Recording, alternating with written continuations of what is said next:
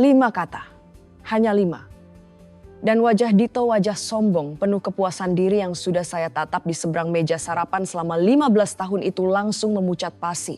Tangannya mulai gemetar. Dokumen yang begitu ingin dia tanda tangani bergetar seperti daun ditiup badai. Dan saya, untuk pertama kalinya dalam 3 tahun, tersenyum. Tapi saya mendahului cerita. Izinkan saya mulai dari awal, karena Anda perlu memahami bagaimana kami sampai di titik ini. Bagaimana seorang wanita yang semua orang pikir sudah kehilangan akal sehatnya, sebenarnya memainkan permainan paling sabar dan terlama dalam hidupnya. Nama saya Karina Wibowo, tapi biasa dipanggil Rina. Saya berusia 34 tahun, dan hingga 3 bulan lalu, saya adalah istri dari Dito Bhaskara. 15 tahun pernikahan. Itu lebih lama dari kebanyakan hubungan selebriti di layar kaca, lebih lama dari batas kesabaran saya seharusnya bertahan. Tapi saya wanita yang keras kepala. Sifat itu saya dapat dari almarhumah nenek saya. Saya bertemu Dito saat usia saya 17. Saya lulus SMA lebih cepat. Bukan karena saya jenius, tapi karena saya pragmatis, termotivasi, dan benar-benar ingin keluar dari rumah orang tua saya. Saya mendapat pekerjaan di kantor hukum Ananta, rekan sebagai petugas arsip gaji minimum, guntingan kertas maksimum tapi itu milik saya. Pada usia 18, saya naik pangkat menjadi asisten hukum. Saya mahir dalam detail, mahir dengan angka, mahir menjaga mulut tetap tertutup dan mata tetap terbuka. Dito berusia 24 saat kami bertemu di acara klien. Ia menawan, ambisius, penuh mimpi membangun kerajaan properti. Dia berbicara tentang masa depan seolah-olah itu sudah miliknya, seolah-olah kesuksesan hanya menunggunya datang dan mengklaimnya. Dia bilang dia akan membangun sesuatu yang luar biasa. Saya bilang saya akan membantunya mengurus administrasinya. Romantis bukan? Kami menikah saat saya berusia 19. Raffi lahir saat saya berusia 20.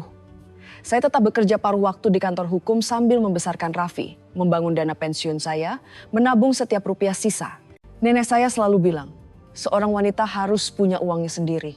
Bukan uang rahasia katanya, hanya uangnya sendiri, sesuatu yang tak bisa diambil siapapun. Pada usia 23, bisnis Dito akhirnya lepas landas. Dia meminta saya berhenti dari kantor hukum dan membantunya penuh waktu. Dia butuh seseorang untuk mengelola pembukuan, menangani klien, berkoordinasi dengan kontraktor seseorang yang bisa dia percayai sepenuhnya. Maka, saya menjadi segalanya yang tak dibayar.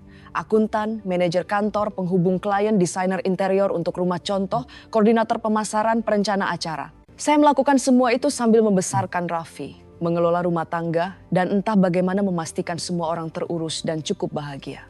Gelar resmi saya adalah istri. Gelar tidak resmi saya adalah segala yang lain. Selama 11 tahun, saya mencurahkan diri untuk membangun mimpi Dito. Dan selama 11 tahun, dia mendapatkan pujian, penghargaan, pengakuan. Di setiap acara industri, saya adalah istri Dito. Di setiap perayaan, dia berterima kasih kepada timnya, mentornya, visinya. Tapi entah kenapa dia tidak pernah benar-benar berterima kasih kepada saya. Entah di mana, keadaan bergeser. Dia mulai membuat keputusan tanpa berkonsultasi dengan saya. Mulai sering pulang larut malam untuk bekerja. Mulai mengkritik hal-hal kecil. Cara saya berpakaian, masakan yang saya sajikan, kekurangan ambisi saya. Kekurangan ambisi, saya menjalankan seluruh operasional kantor belakangnya secara gratis sambil membesarkan putranya dan mengatur seluruh hidupnya. Tapi tentu saja, saya tidak cukup ambisius. 3 bulan lalu dia menjatuhkan bom. Dia pulang pada Selasa malam.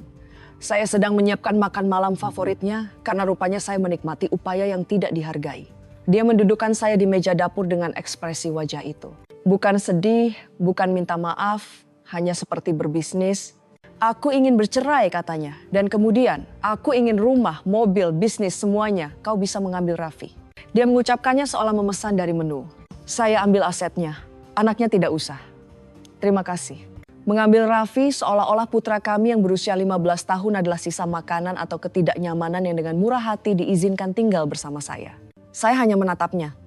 15 tahun pernikahan dan begini akhirnya.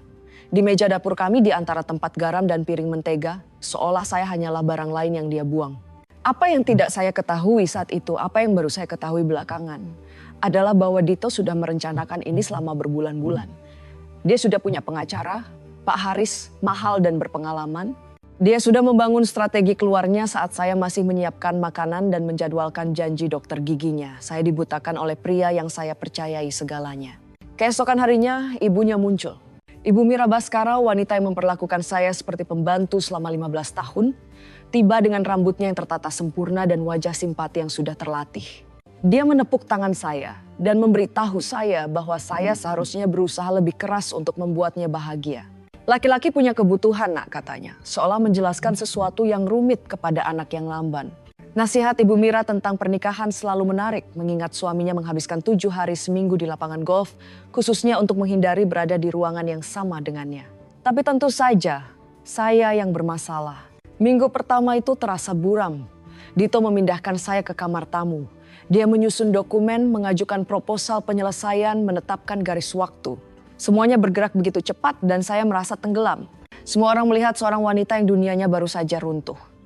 Seorang istri yang dibuang setelah 15 tahun mengabdi. Seorang korban yang tidak melihatnya datang. Tapi inilah masalahnya. Apa yang Dito tidak tahu, apa yang tidak diketahui siapapun adalah bahwa saya telah menemukan sesuatu 3 tahun lalu. Sesuatu yang tersembunyi di catatan keuangannya sendiri. Sesuatu yang dia pikir tersembunyi selamanya. Dan saya telah mempersiapkan diri dengan tenang dan sabar sejak saat itu. Dalam waktu seminggu, Dito telah mengambil kendali sepenuhnya. Kamar tamu menjadi tempat tinggal permanen saya di rumah yang dulunya adalah rumah kami. Lemari saya menyusut dari walk-in closet menjadi 2 bagian kecil yang dia izinkan dengan murah hati. Pesannya jelas, ini bukan rumahmu lagi. Dalam waktu 2 minggu dia mulai membawanya ke rumah. Cindy, 27 tahun, bekerja di perusahaannya. Tentu saja, dia punya penampilan sempurna ala Instagram. Rambut di-highlight, kuku sempurna, celana yoga yang harganya lebih mahal dari belanjaan mingguan saya. Dia masuk ke dapur saya seolah memilikinya. Mengenakan celemek saya, celemek nenek saya saat membuat smoothie di blender saya. Dia lebih muda dari pernikahan saya, lebih muda dari tas favorit saya, tapi dia membuat smoothie yang enak, jadi mungkin itu sesuatu. Dia tuh memamerkannya seperti trofi. Mereka duduk di sofa saya, menonton televisi saya, makan dari piring saya. Dia merangkul Cindy tepat di depan saya seolah saya adalah perabotan, seolah saya sudah menghilang. Penghinaan meningkat setiap hari. Pertama, dia membatalkan kartu kredit pribadi saya. Kita perlu memisahkan keuangan, katanya, seolah dia bersikap wajar. Lalu kartu bersama, kemudian dia menyarankan saya sebaiknya mencari tempat lain untuk tinggal saat kami menyelesaikan masalah. Rumah saya sendiri, dan saya diminta pergi. Ibu Mira datang membantu saya berkemas. Dan yang saya maksud dengan membantu adalah dia memeriksa barang-barang saya dan memutuskan apa yang pantas saya simpan. Pakaian lama boleh, foto keluarga sebagian. Kotak resep nenek saya dia ragu-ragu di sana seolah mempertimbangkan untuk mengklaimnya untuk dirinya sendiri. Apa yang tidak diizinkan saya ambil? Perhiasan apapun yang dibeli Dito selama 15 tahun. Perabotan apapun yang saya pilih, apapun yang bernilai. Itu aset pernikahan, jelas Ibu Mira. Dan Dito berhak atas itu. Dia mengemas barang-barang saya dalam tas belanja besar. Bukan kardus, tas belanja. Seolah-olah saya adalah sampah yang akan dibuang. Melalui semua ini, ada satu orang yang saya pikir bisa saya percayai, Sari. Kami berteman sejak SMA, 20 tahun persahabatan melalui pacar, putus cinta, bayi, dan segala hal di antaranya. Dia adalah orang pertama yang saya telepon setelah pengumuman Dito. Dia sangat mendukung, selalu memeriksa, selalu menanyakan kabar saya, selalu siap mendengarkan. Dia akan datang membawa wine dan membiarkan saya menangis di bahunya. Dia bilang saya pantas mendapatkan yang lebih baik. Dia bilang Dito melakukan kesalahan besar. Tapi ada yang janggal. Hal-hal kecil. Awalnya Dito sepertinya tahu rencana saya sebelum saya membuatnya. Ketika saya menyebutkan kepada Sari bahwa saya berpikir untuk memperjuangkan rumah. Raffi pulang keesokan harinya sambil berkata, ayah bilang itu tidak akan berhasil. Ketika saya memberitahu Sari bahwa saya sedang mencari apartemen di lingkungan tertentu, Dito berkomentar bahwa daerah persis itu terlalu mahal untuk saya. Lalu saya mengerti, jika dilihat ke belakang, seharusnya saya melihatnya bertahun-tahun lalu. Cara Sari selalu berbinar saat Dito masuk ke ruangan. Cara dia memuji Dito sedikit berlebihan, tertawa terlalu keras pada leluconnya. Dia selalu bertanya tentang Dito dulu setiap kali kami berbicara. Bagaimana Dito, bagaimana bisnisnya, apakah Dito bahagia? Dia sudah memendam perasaan pada suami saya selama 15 tahun. Dan Dito, karena dia mengumpulkan pengagum seperti orang mengumpulkan perangko, tahu persis cara menggunakannya. Dia membuatnya merasa istimewa, penting, tidak seperti wanita lain. Dia mungkin menyiratkan mereka akan bersama setelah perceraian, memberinya cukup harapan untuk membuatnya tetap setia. Sahabat terbaik saya adalah mata-matanya. 20 tahun persahabatan dijual demi sedikit rayuan dan janji kosong. Setidaknya pasang tarif yang lebih mahal, Sari. Tapi bagian terburuknya bukan Dito, bukan Ibu Mira, bahkan bukan Sari. Bagian terburuknya adalah Raffi, putra saya melihat semuanya. Pacar baru itu, nenek yang mengemas tas saya, cara ayahnya memandang saya seolah saya tidak berarti. Dan Dito sedang menggarapnya, meneteskan racun di telinganya hari demi hari. Ibumu mempersulit masalah ini. Ayah hanya ingin semua orang bahagia. Dia yang menyeret-nyeret. Aku berusaha adil, tapi dia tidak mau bekerja sama. Raffi mulai menjauh dari saya. Bukan marah, hanya menjaga jarak, bingung. Dia tidak tahu harus mempercayai siapa. Dan ayahnya sangat-sangat meyakinkan. Saya bisa kehilangan rumah. Saya bisa kehilangan uang. Saya bisa kehilangan segalanya yang saya bangun selama 15 tahun. Tapi melihat putra saya menatap saya seolah saya adalah masalahnya. Itulah pisau. Itulah luka yang benar-benar berdarah. Saya menyewa pengacara. Bu Nina Hartono direkomendasikan oleh firma lama saya. Usia 52, tajam seperti silet, sama sekali tidak toleran terhadap omong kosong. Dia meninjau situasi saya dan menyusun rencana pertempuran. Anda membantu membangun bisnis ini, katanya. Anda berhak atas separuh dari segalanya. Rumah, perusahaan, rekening, kita akan berjuang. Saya menatapnya lama. Bagaimana jika saya tidak ingin berjuang? Bu Nina menatap saya seolah saya mulai berbicara bahasa lain, seolah saya menyarankan kami mengirim Dito kartu ucapan terima kasih dan parsel buah. Dia pikir saya hancur, tertekan, terlalu lelah untuk membela diri. Dia tidak tahu.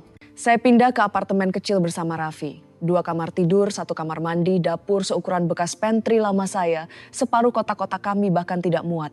Mereka menumpuk di sudut kamar Raffi seperti monumen betapa jauh kami telah jatuh. Sementara itu, Dito memposting foto dengan Cindy. Babak baru, energi baru. Blessed, tulisnya. Ibu Mira berkomentar di bawahnya, sangat bahagia untukmu sayang. Kau pantas mendapatkan kebahagiaan. Semua orang punya nasihat. Semua orang berpikir mereka tahu apa yang harus saya lakukan. Semua orang melihat seorang wanita yang menyerah, yang tidak bisa melawan, yang membiarkan suaminya berjalan seenaknya. Semua orang salah. Inilah keuntungannya diremehkan. Orang berhenti mengawasi Anda. Mereka berhenti berhati-hati di sekitar Anda. Mereka berhenti menjaga rahasia mereka. Dan saat itulah Anda mempelajari semua yang perlu Anda ketahui. 3 tahun. Begitulah lama saya membawa rahasia ini. Begitulah lama saya mengetahui kebenaran tentang Dito Bhaskara dan kerajaannya yang berkilauan, glamor dan sepenuhnya palsu. Itu dimulai pada malam Selasa biasa, 3 tahun sebelum perceraian. Dito lagi-lagi bekerja lembur. Dia selalu bekerja lembur saat itu, meskipun saya belum tahu apa arti sebenarnya. Saya sedang memeriksa pembukuan perusahaan, merekonsiliasi akun, melakukan pekerjaan tidak glamor yang membuat bisnisnya berjalan. Dan saya menemukan sesuatu yang aneh. Transfer ke akun yang tidak saya kenali, lalu yang lain. Kemudian sebuah pola. Uang mengalir keluar dari rekening kami ke tempat-tempat yang belum pernah saya lihat sebelumnya. Saya menggali lebih dalam. Saya begadang sampai jam 3 pagi, mengikuti jejaknya. Apa yang saya temukan membuat darah saya dingin. Dito telah mengambil pinjaman dengan menjaminkan semua yang kami miliki. Rumah kami, rumah indah yang dikagumi semua orang, memiliki 3 hipotek di atasnya. Pinjaman awal, hipotek kedua, dan hipotek ketiga yang diambil 2 tahun lalu. Total utang mencapai 18 miliar rupiah. Nilai sebenarnya rumah itu mungkin 14 miliar. Kami sudah tenggelam 4 miliar pada rumah yang saya pikir kami miliki sepenuhnya. Bisnisnya bahkan lebih buruk. Batas kredit habis. Tunggakan PPN dan pajak penghasilan perusahaan mencapai ratusan juta. Utang vendor yang menumpuk. Perusahaan yang dibanggakan Dito di setiap pesta perusahaan yang seharusnya berkembang tenggelam dalam utang hampir 8 miliar rupiah. Bahkan mobil-mobilnya tidak nyata. Ketiganya disewa, leasing dengan pembayaran akhir yang akan jatuh tempo. Kami tidak memiliki apa-apa. Kami hanya memiliki kewajiban bulanan yang sangat mahal. Saya duduk di dapur saya jam 3 pagi dikelilingi cetakan dan menghitung. Total utang kira-kira 30 miliar. Total nilai aset sebenarnya mungkin 25 miliar. Kami sudah minus sekitar 5 miliar, bahkan mungkin lebih. Tapi kemana perginya semua uang itu? Saya terus menggali. Selama minggu-minggu berikutnya, saya melacak setiap transaksi yang bisa saya temukan. Dan gambaran yang muncul sangat menghancurkan. Investasi saham gorengan, semua hilang. Perjudian, hilang. Apartemen yang tidak saya ketahui, disewa untuk wanita yang tidak saya ketahui. Biaya sewa dan perabotan. Biaya gaya hidup yang tidak pernah sampai ke rumah. Jam tangan, jas, perjalanan yang tidak pernah saya diundang. Suami saya tidak membangun kerajaan. Dia membangun rumah kartu dengan kartu pinjaman yang juga sedang terbakar. Kami terlihat kaya sama seperti manekin terlihat hidup. Meyakinkan dari kejauhan, benar-benar kosong dari dekat. Insting pertama saya adalah menghadapinya, berteriak, menangis, menuntut jawaban. Tapi saya kenal Dito. Saya telah melihatnya beroperasi selama bertahun-tahun. Jika saya menghadapinya, dia akan memanipulasi saya. Dia akan menjelaskannya, membuat saya merasa gila karena mempertanyakannya. Dia mungkin akan menemukan cara untuk menyalahkan saya. Dan lebih buruk lagi, jika dia tahu saya tahu, dia mungkin mencoba mengambil kendali atas uang terpisah saya juga. Saya selalu menyimpan sesuatu milik saya sendiri. Suara nenek saya di kepala saya, seorang wanita harus punya uangnya sendiri. Ada dana pensiun saya dari tahun-tahun saya di kantor hukum. Saat itu sudah berkembang menjadi sekitar 3 miliar. Itu milik saya. Diperoleh dari pekerjaan saya, properti terpisah di bawah hukum. Lalu ada warisan nenek. Dia meninggal ketika saya berusia 28. Dan dia meninggalkan saya 5 miliar. Wasiatnya spesifik. Uang ini hanya untuk Rina sendiri. Saya menyimpannya di rekening terpisah selama 6 tahun. Tidak pernah mencampurnya dengan keuangan Dito, tidak pernah menggunakannya untuk pengeluaran rumah tangga. Saya punya sekitar 8 miliar yang sepenuhnya secara hukum terpisah milik saya. Jadi, saya tidak menghadapi Dito. Sebaliknya saya melindungi diri saya sendiri. Saya bekerja dengan paman saya, seorang pensiunan akuntan, untuk membuat wali amanat trust yang tidak dapat dibatalkan untuk Raffi. Dana pensiun dan warisan saya masuk ke wali amanat itu. Nama saya tidak ada di dalamnya sebagai penerima. Nama Dito jelas tidak ada. Itu untuk masa depan Raffi. Kuliah, rumah pertama, keadaan darurat, dan itu tidak tersentuh. Kemudian saya mendokumentasikan semuanya. Setiap dokumen hipotek, setiap rekening tersembunyi, setiap transaksi mencurigakan. Saya mencetak salinan dan menyimpannya di rumah saudara perempuan saya. Saya menyimpan salinan di kotak deposit bank. Saya menyimpan semuanya di drive terenkripsi. Dan kemudian saya menunggu. Saya tahu Dito pada akhirnya akan pergi. Pria seperti dia selalu melakukannya. Mereka bosan, atau mereka menemukan seseorang yang lebih muda, atau mereka memutuskan mereka pantas mendapatkan lebih banyak. Saya hanya harus siap ketika itu terjadi. 3 tahun menunggu, 3 tahun melihatnya menggali lubang lebih dalam. 3 tahun tersenyum di pesta makan malam sambil mengetahui seluruh hidup kami dibangun di atas pasir hisap. Saya menjadi sangat mahir dalam kesabaran dan sangat mahir berpura-pura tidak tahu bahwa suami saya sedang menenggelamkan kami berdua secara finansial. Ketika Dito akhirnya meminta cerai, ketika dia menuntut rumah, mobil, bisnis, segalanya, saya hampir tertawa terbahak-bahak. Dia tidak meminta aset, dia menuntut utang. Dia hanya belum tahu. Kembali ke masa kini, saya duduk di seberang Bu Nina Hartono dan meletakkan 3 map di mejanya, 3 tahun bukti. Dia membaca dalam keheningan selama hampir 1 jam. Ketika dia akhirnya mendongak, ekspresinya telah berubah total. Anda sudah tahu tentang ini selama 3 tahun? Saya menunggunya pergi. Saya tahu dia pada akhirnya akan melakukannya. Dan ketika dia menuntut segalanya, dia menuntut semua utang, dia hanya tidak mengerti itu. Bu Nina bersandar di kursinya. Rasa kasihan hilang dari matanya. Kekhawatiran hilang. Yang menggantikannya adalah sesuatu seperti kekaguman. Jadi ketika Anda menyerahkan aset, saya pergi bersih. Dia mendapatkan hipotek, utang bisnis, kewajiban sewa, semuanya menjadi tanggung jawabnya sendiri. Dan warisan Anda, dana pensiun Anda. Properti terpisah, tidak pernah dicampur, dilindungi secara hukum, duduk dengan aman di wali amanat untuk putra Anda. Bu Nina terdiam sejenak, lalu dia tersenyum. Senyum lambat berbahaya. Ibu Rina, katanya, saya yakin saya berutang permintaan maaf kepada Anda. Saya pikir Anda sudah menyerah. Saya balas tersenyum. Semua orang berpikir begitu. Itulah intinya. Jebakan sudah dibangun, angka-angka diverifikasi, dokumentasi kedap udara. Yang harus saya lakukan sekarang hanyalah membiarkan Dito berpikir dia menang. Dan tidak ada yang melakukan peran pecundang yang anggun lebih baik daripada wanita yang telah berlatih selama 15 tahun. 3 bulan berikutnya adalah kelas master dalam berakting. Saya menjadi persis seperti yang semua orang harapkan. Hancur, kalah, nyaris tidak bertahan. Saya muncul di sesi mediasi dengan mata merah dan tangan gemetar. Saya berbicara pelan, ragu-ragu, seperti wanita yang kehilangan semua kepercayaan dirinya. Saya meminta sangat sedikit sehingga bahkan mediator tampak tidak nyaman. Saya hanya ingin cukup untuk memulai lagi, kata saya selama mediasi kedua.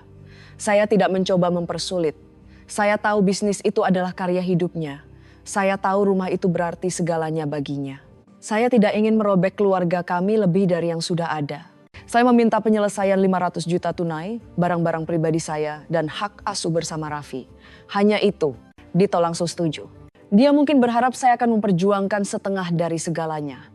Itulah yang akan dituntut oleh pengacara yang masuk akal. Sebaliknya, saya meminta remah-remah.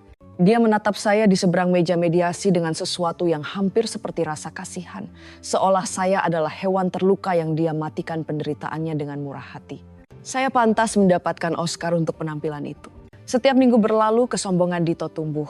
Dia berhenti berhati-hati, berhenti berpura-pura menjadi yang wajar. Dia mulai memberitahu semua orang yang mau mendengarkan bahwa saya bahkan tidak melawan. Dia hanya menyerah, katanya kepada rekan-rekan golfnya. Saya menawarinya penyelesaian yang adil, dan dia menerimanya tanpa sepatah kata pun. Ibu Mira bahkan lebih buruk.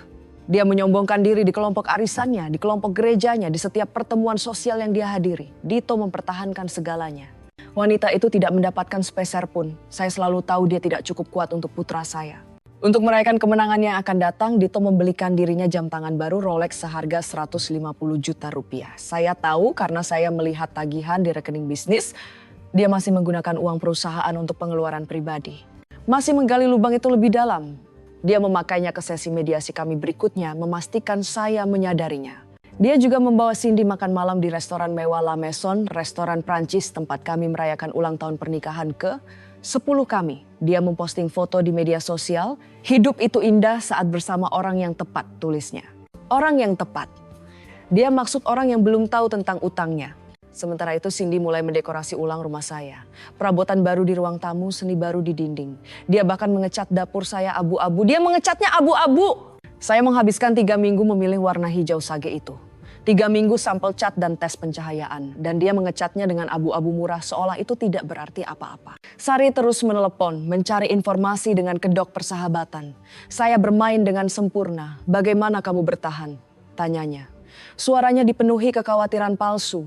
Saya hanya ingin ini berakhir, saya akan memberitahunya, membuat suara saya sedikit serak.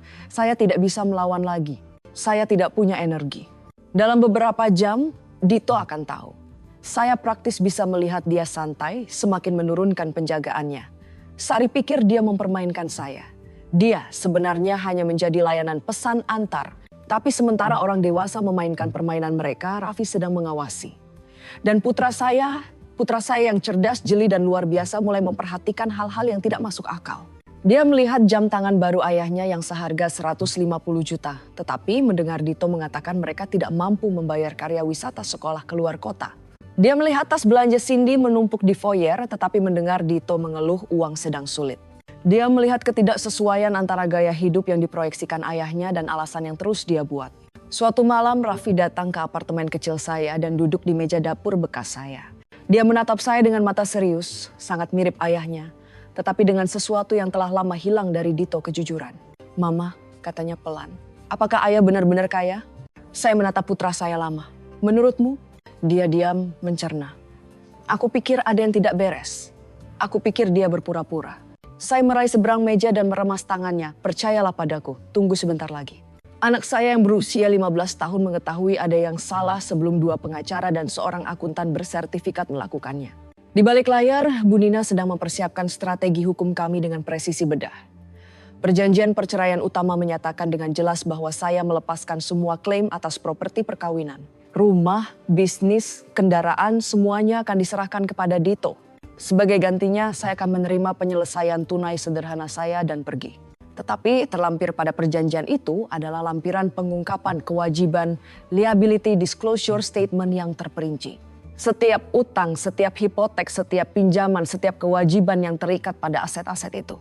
Ketika Dito menandatangani untuk semua aset, dia secara hukum akan menanggung semua kewajiban.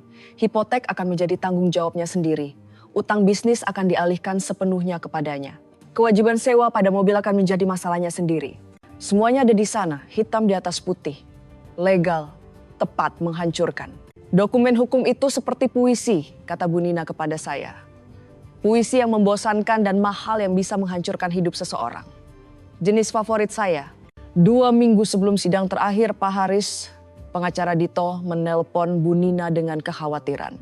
Klien saya mengambil alih aset yang signifikan, kata Pak Haris hati-hati. Saya ingin meminta audit keuangan penuh sebelum kami menyelesaikan.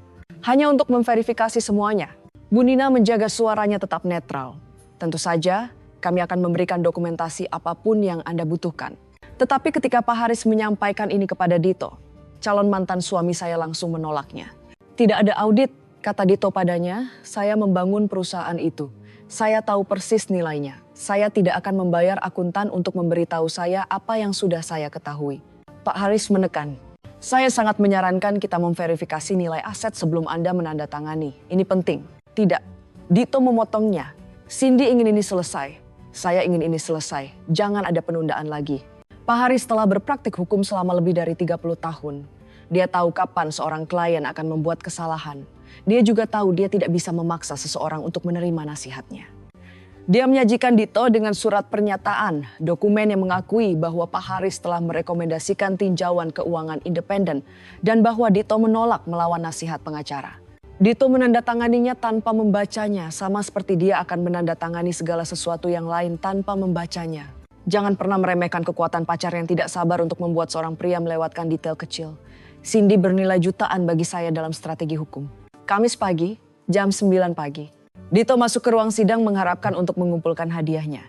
Dia tidak tahu dia akan mewarisi longsoran keuangan yang dia tanda tangani sendiri. Saya ingat setiap detail pagi itu. Cara sinar matahari masuk melalui jendela tinggi, bau kayu tua dan pembersih lantai, bisikan pelan para pengacara yang menggeser kertas. Disinilah 15 tahun pernikahan akan berakhir secara resmi. Dan di mana 3 tahun kesabaran akhirnya akan terbayar. Dito tiba lebih dulu. Tentu saja, dia mengenakan jas terbaiknya. Armani abu-abu tua yang saya bantu pilihkan untuk makan malam klien 3 tahun lalu. Jam tangan barunya menangkap cahaya saat dia berjabat tangan dengan Pak Haris. Dia terlihat percaya diri, santai, seperti pria yang akan menutup kesepakatan yang sangat menguntungkan. Di galeri, Ibu Mira duduk. Dia berdandan untuk acara itu, mungkin berencana mengajak Dito makan siang perayaan setelahnya. Dia menatap saya ketika saya masuk dan memberi saya senyum kecil itu. Jenis yang Anda berikan kepada seseorang yang sudah Anda kalahkan. Saya tiba beberapa menit setelah Dito. Gaun biru tua sederhana, tanpa perhiasan, rambut ditarik ke belakang. Saya terlihat lelah, kalah, seperti wanita yang tidak punya apa-apa lagi untuk diperjuangkan. Sempurna. Hakim Patricia Holden masuk. Semua orang bangkit. Dia meninjau berkas kasus secara singkat lalu mendongak. Baskara melawan Wibowo. Sidang pembubaran akhir. Saya mengerti para pihak telah mencapai kesepakatan. Pak Haris berdiri lebih dulu. Ya, Yang Mulia, klien saya Dito Baskara mengambil alih semua aset perkawinan, termasuk rumah keluarga, bisnis pengembangan properti dan semua kendaraan terkait. Sebagai gantinya, Ibu Rina Wibowo menerima penyelesaian tunai sebesar 500 juta rupiah. Bu Nina bangkit di samping saya. Itu benar, Yang Mulia. Klien saya setuju untuk melepaskan semua klaim atas aset-aset ini dan menerima persyaratan penyelesaian yang diusulkan. Mata Hakim Holden beralih ke saya. Dia mempelajari wajah saya sejenak, mencari tanda-tanda paksaan. Ibu Rina, saya perlu memastikan bahwa Anda mengerti apa yang Anda setujui hari ini. Anda melepaskan klaim Anda atas properti substansial, rumah keluarga, bisnis yang Anda bantu bangun. Apakah Anda yakin ini yang Anda inginkan? Saya menjaga suara saya tetap lembut, sedikit tidak stabil. Ya, Yang Mulia, saya mengerti. Saya hanya ingin suami saya memiliki semua yang dia minta. Saya ingin ini berakhir. Hakim mempelajari saya lama. Akhirnya, dia berkata, baiklah, mari kita lanjutkan. Panitera membagikan dokumen terakhir halaman demi halaman bahasa hukum, tanda tangan diperlukan di setiap halaman ketiga. Dito menandatangani dengan bersemangat, hampir tidak melirik apa yang dia setujui. Dia ingin ini selesai. Saya menandatangani perlahan, dengan sengaja. Setiap goresan pena saya hati-hati dan tepat. Ini adalah momen yang saya tunggu selama 3 tahun. Saya akan menikmatinya. Di seberang ruang sidang saya melihat Dito melirik Ibu Mira dan tersenyum. Dia mengangguk kembali dengan setuju. Sementara itu Pak Haris melakukan apa yang dilakukan pengacara yang baik. Meninjau paket dokumen lengkap untuk terakhir kalinya. Perjanjian utama ditandatangani.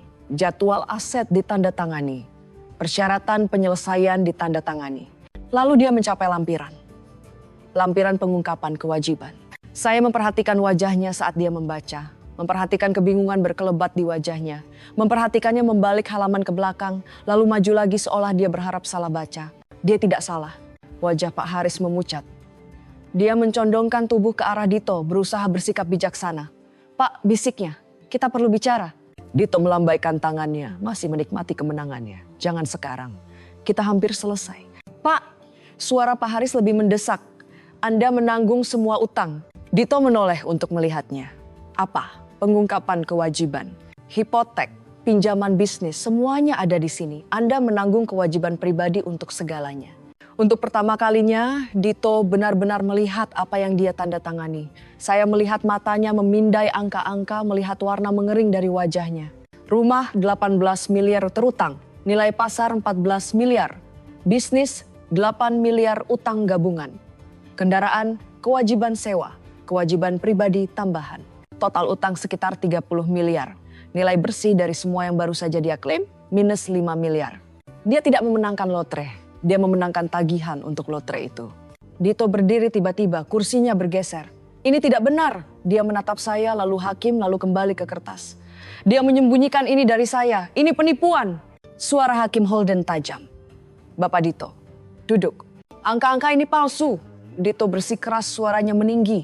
Dia memanipulasi dokumen. Bapak Dito.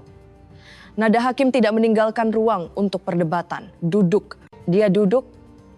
Tapi tangannya gemetar. Senyum percaya dirinya hilang, digantikan oleh sesuatu yang sangat mirip dengan kepanikan. Hakim Holden melihat dokumen di depannya, lalu ke Dito. Bapak Dito, saya melihat lampiran pengungkapan kewajiban yang terlampir pada perjanjian ini. Ini adalah utang yang terkait dengan aset yang Anda klaim. Aset atas nama Anda, bisnis Anda, properti Anda. Dia menatapnya tajam.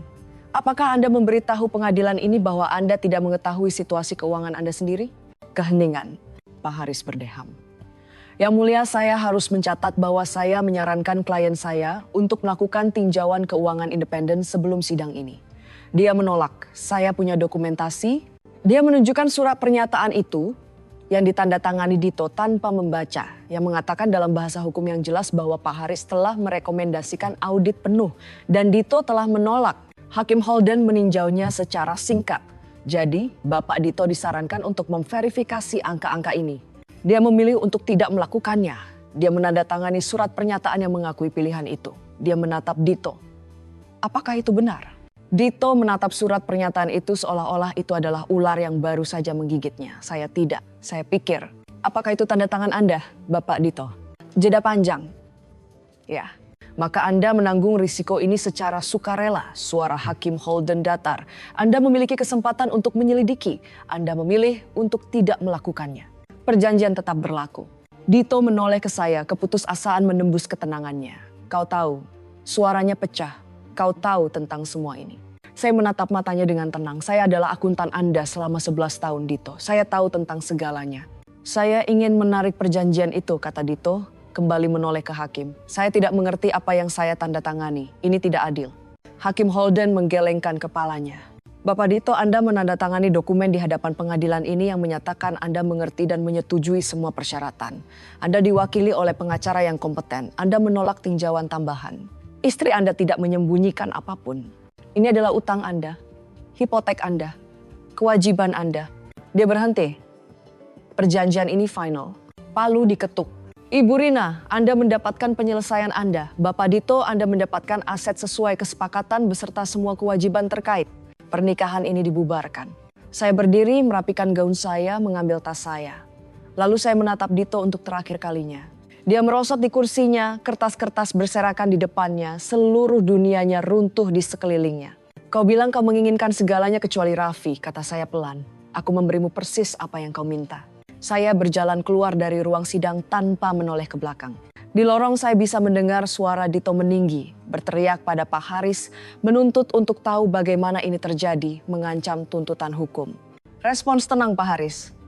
Sudah saya bilang untuk melakukan audit, saya punya buktinya tertulis. Anda menolak. Melalui pintu kaca, saya melihat wajah Cindy berubah saat dia mendengarkan. Melihatnya menatap Dito, benar-benar menatapnya. Dan melihat sesuatu selain pengusaha sukses yang dia pikir akan dia dapatkan. Dia pergi sebelum saya mencapai lift. Pergi dengan cepat, sepatu haknya berdetak di lantai marmer, tidak menoleh ke belakang. Kepergian Cindy lebih cepat daripada kedatangannya dalam pernikahan saya. Setidaknya dia konsisten. Saya melangkah keluar ke sinar matahari bulan April. Langit biru, udara hangat. Di belakang saya, mantan suami saya berteriak pada pengacaranya tentang keadilan dan penipuan dan bagaimana semua ini bukan salahnya. Di depan saya ada kehidupan baru. Lebih kecil dari sebelumnya, lebih sederhana tetapi sepenuhnya dan seutuhnya milik saya. Keruntuhan terjadi lebih cepat dari yang saya duga.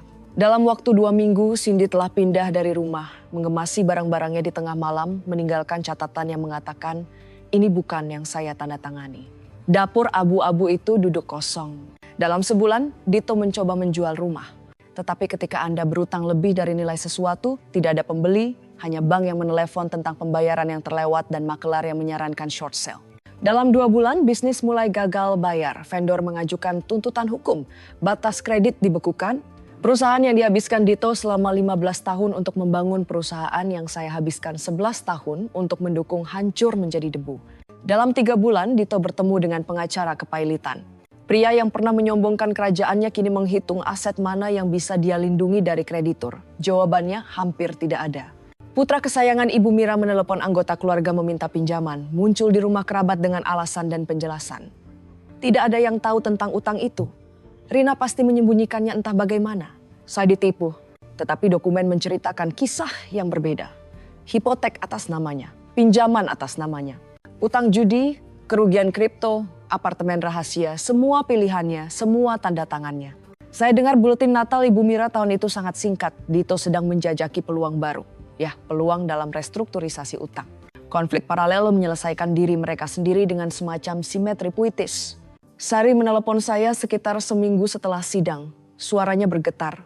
Aku tidak tahu keadaannya seburuk ini. Aku sangat menyesal, Rina. Aku tidak pernah bermaksud. Saya tidak menjawab, tidak menanggapi. Tidak memberinya penutupan yang dia cari. Beberapa jembatan tidak dimaksudkan untuk diperbaiki. Beberapa persahabatan tidak pantas mendapatkan kesempatan kedua. 20 tahun sejarah dikhianati demi kedipan mata dan janji kosong dari pria yang menggunakan semua orang di sekitarnya. Dia mencoba menelepon 3 kali lagi, lalu dia berhenti. Saya membayangkan dia masih menunggu Dito memperhatikannya. Dia akan menunggu lama. Ibu Mira mencoba pendekatan yang berbeda melalui Raffi. Beritahu ibumu bahwa saya tidak tahu tentang masalah uang itu. Katakan padanya saya minta maaf atas cara saya memperlakukannya.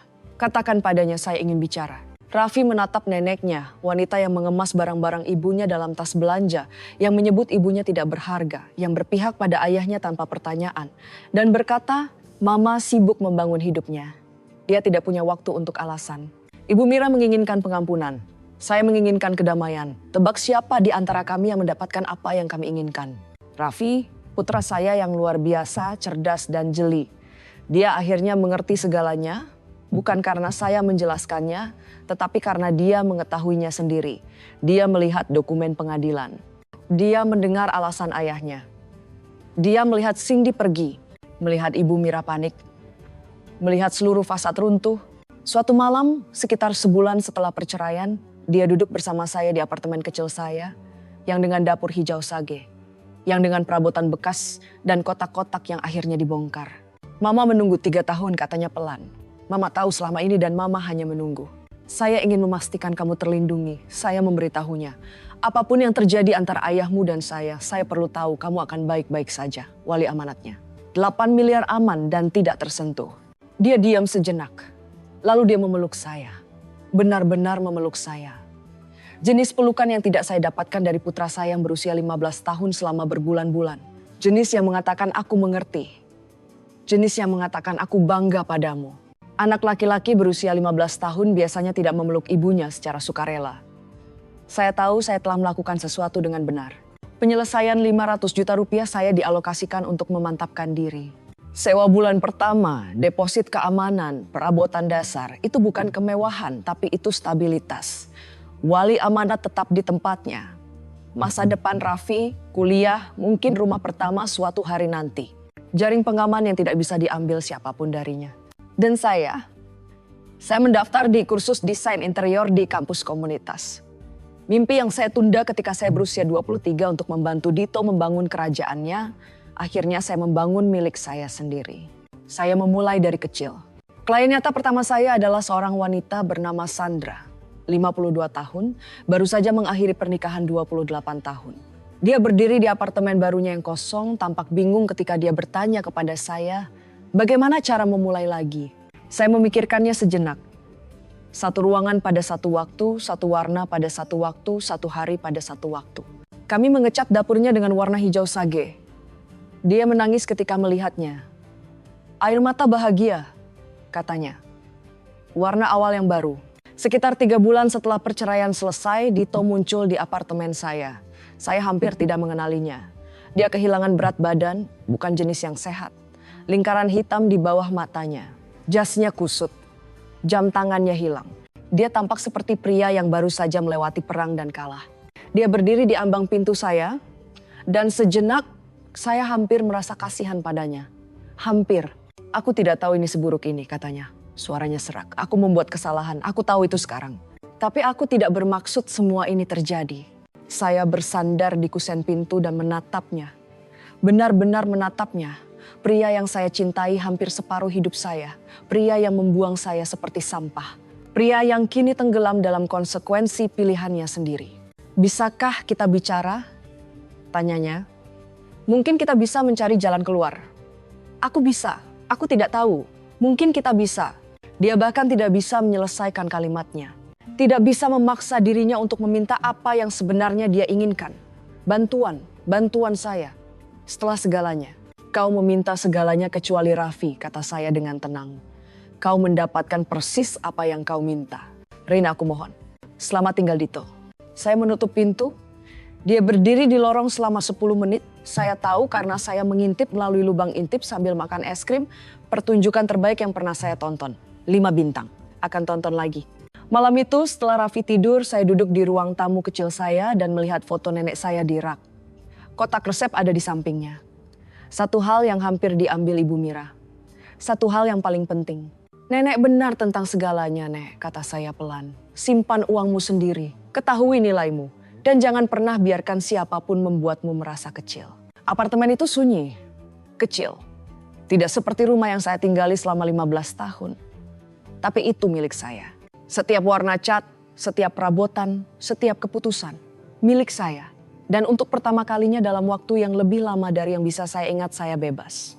Pelajaran dari kisah Rina Wibowo bukan tentang balas dendam, tetapi tentang kekuatan kesabaran dan kemandirian finansial. Kita mungkin diremehkan, tapi jangan pernah biarkan orang lain menentukan nilai kita. Apakah Anda setuju dengan keputusan Rina untuk bermain sabar? Bagikan pendapat Anda di kolom komentar di bawah. Tekan tombol suka jika Anda menikmati cerita ini, dan jangan lupa untuk berlangganan untuk kisah-kisah lainnya tentang kekuatan wanita yang diremehkan.